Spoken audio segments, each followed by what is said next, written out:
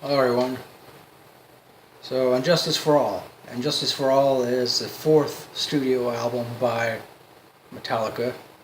It was released August 25th, 1988. And track listing is as follows. Number 1, Blackened. That's 6 minutes 43 seconds long. Number 2, And Justice for All, the title track. That's 9 minutes 46 seconds. Number 3, Eye of the Beholder, 6 minutes 25 seconds. Number 4, 1, 7 minutes 26 seconds. Number 5, The Shortest Straw, at 6 minutes 35 seconds. Number 6, Harvester of Sorrow, that's 5 minutes 45 seconds. Number 7, The Frayed Ends of Sanity, that's 7 minutes 44 seconds.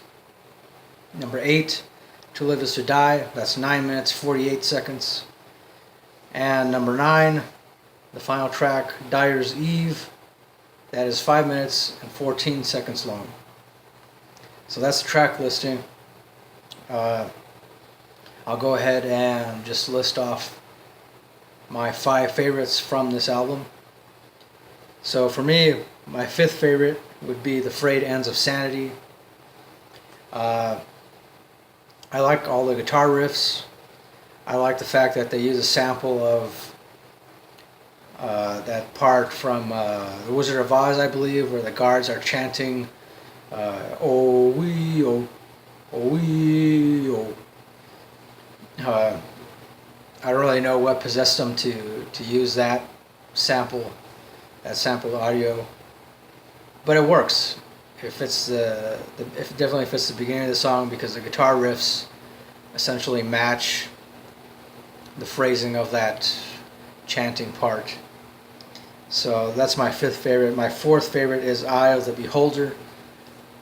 Again, I really like the guitar riffs for this song, which, by the way, I like all the guitar solos as well. Again, like I mentioned before, Kirk kind of being my all-time favorite guitar player. Though on this album, I will say I like that he thought a little bit more outside of the box. Not that he didn't on other albums. Well, in previous albums like Master of Puppets, Ride the Lightning, Kill 'Em All, he employed a lot of your typical blues scales, but also played them fast enough to where they sounded very thrashy, which is what they were, that's the sound they were going for pretty much with the first 3 albums. But in this one, I feel he started to inject a little more of a bluesy feel. Not too much, but just a little more. So anyways, I don't want to get off here. So my 5th favorite is The Frayed Ends of Sanity. 4th favorite, Eye of the Beholder. My 3rd favorite would be Harvester of Sorrow. This one, again, I like the guitar riffs, I like the guitar solo, but I also like the lyrics. And I don't always pay attention to the lyrics of every song, unless they really stand out to me, or unless I'm able to interpret it in some kind of somewhat meaningful way. And with Harvester of Sorrow, the lyrics to me, I like that one line when James says something along the lines of, distributor of pain, your loss becomes my gain. I like that part. I guess because I interpret it as like anytime anybody loses something, whether it be some material thing or say I don't know, when we lose a job, we get fired or laid off or whatnot, or something along those lines. Usually at the same time, there's always somebody else somewhere who gains something from it. So to me, that speaks a lot of truth. And so yeah, that's my 3rd favorite, Harvester of Sorrow. My 2nd favorite is the song One.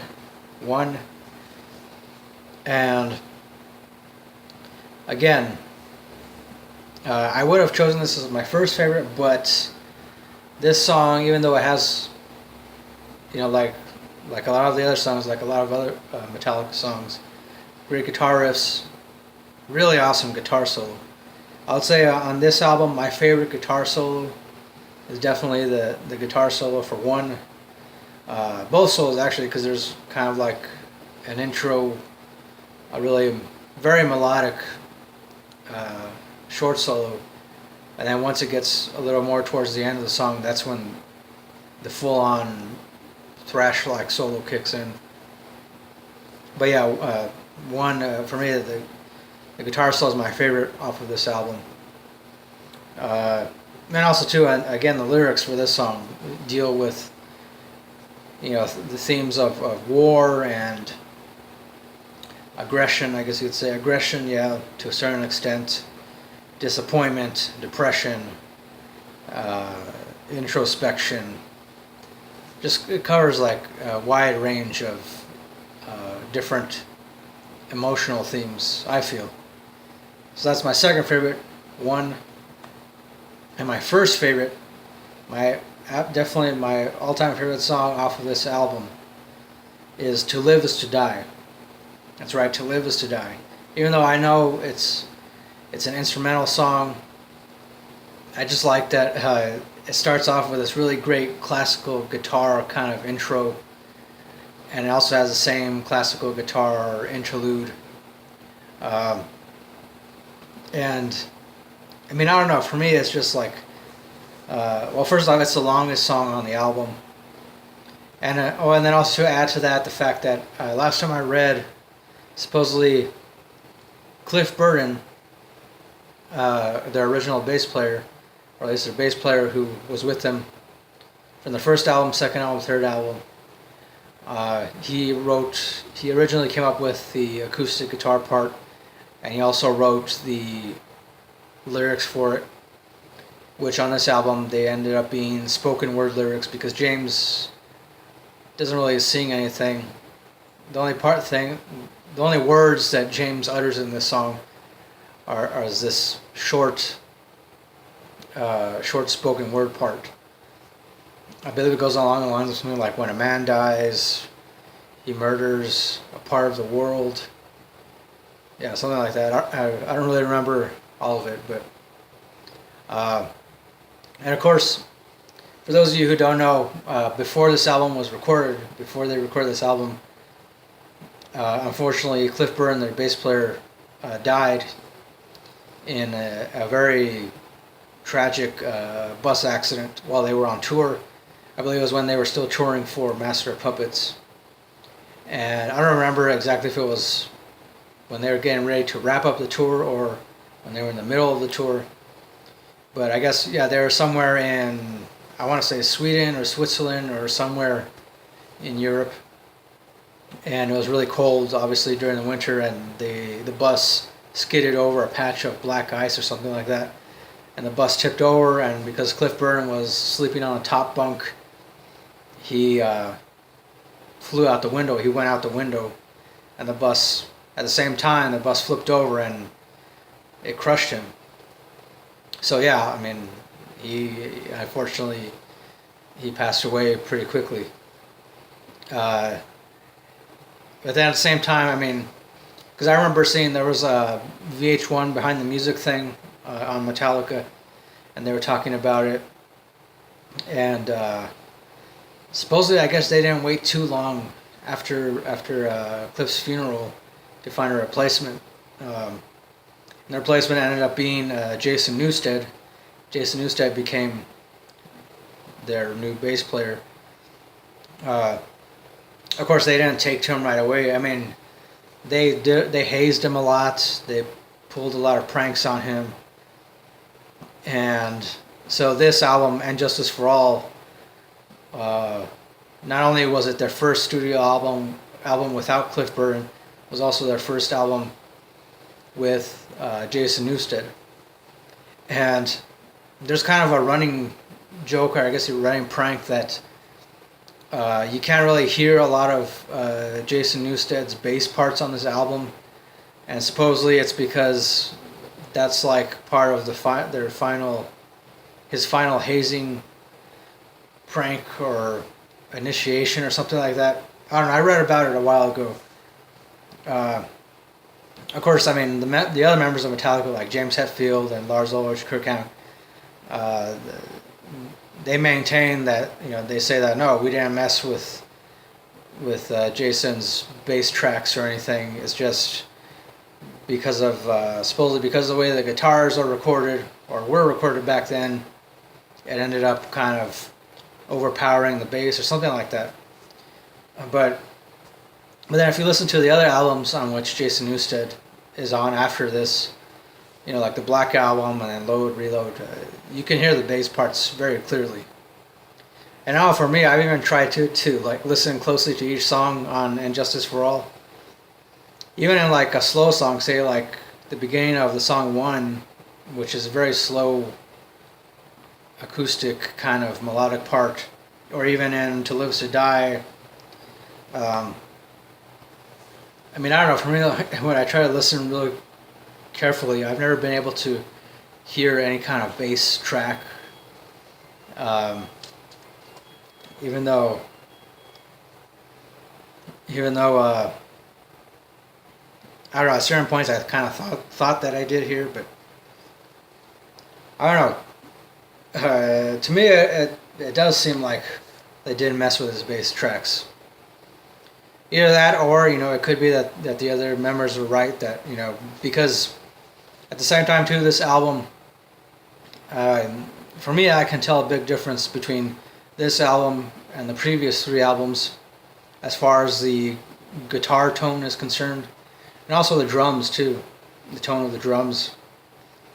It was like they purposefully went for a much more darker guitar tone, slightly bassier guitar tone, and yeah, I don't know, because of that, like for me, this album, even though I like it, I like listening to it, as far as Metallica album, it's not one that I listen to over and over and over. I mean, I've listened to it well over a dozen times, but that's over the course of like over 10 years or something like that.